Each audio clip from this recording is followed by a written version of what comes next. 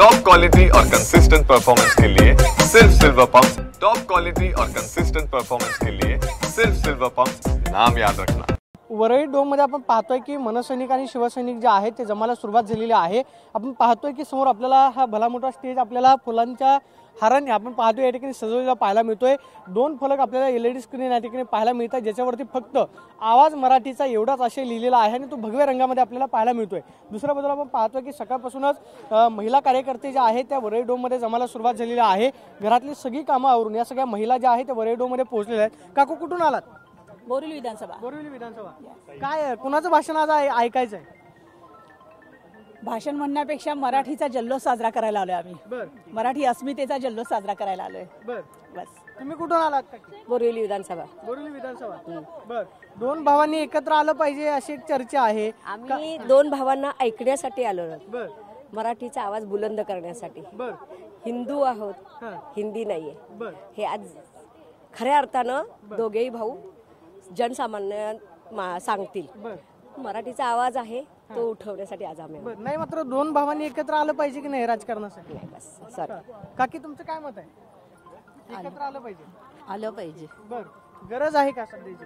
सध्या काळाची गरज आहे, बर कारण आताचं जे बघतो ना मराठी लोकांना हे करतात, त्यासाठी मराठी लोकांनी एकत्र येणं जरुरीचं आहे। बर असं बर काकी आज कोणाचं भाषण ऐकायला आवडेल, राज ठाकरे की उद्धव ठाकरे?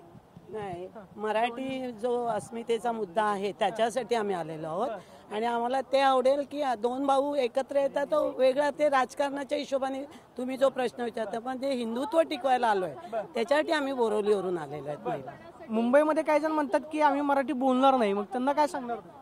बोलणार नाही, त्यांना बोलावंच लागेल, कारण हा महाराष्ट्र कोणासाठी आहे? शिवछत्रपतींनी जे महाराष्ट्राचे 106 जे बळी दिलेत, रक्त एक एक थेंब सांडलेलं आहे त्याच्यासाठी आहे। काल उपमुख्यमंत्री एकनाथ शिंदे असं म्हणले की जय गुजरात, काय वाटतं? नो कमेंट्स बोललेलं जास्त बरं वाटेल मला, कारण का माहितीये का, आता महाराष्ट्राचे मुख्यमंत्री आहेत आणि जय गुजरात बोलतायत म्हणजे त्यांनाच माहिती की ते काय करतायत। आम्हाला तर काही कळत नाही, आम्हाला त्यांची भाषाच नाही कळत नाही, आम्हाला त्यांचा मुद्दा कळत नाहीये। दोन ठाकरे बंधूंच्या रेट्यामुळं जो हिंदी सक्तीचा GR आहे तो रद्द करावा लागला, हे ठाकरे बंधूंचं यश आहे का?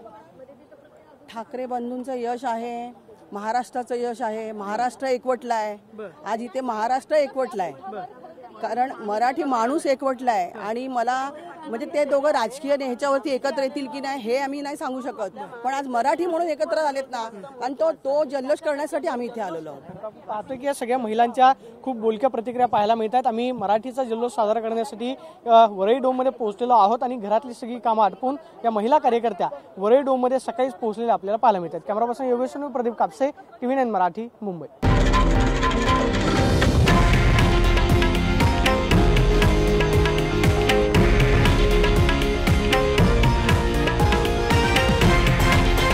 हे आहे देशातील नंबर 1 न्यूज नेटवर्क आणि आपण पाहत आहात TV9 मराठी, एकमेव।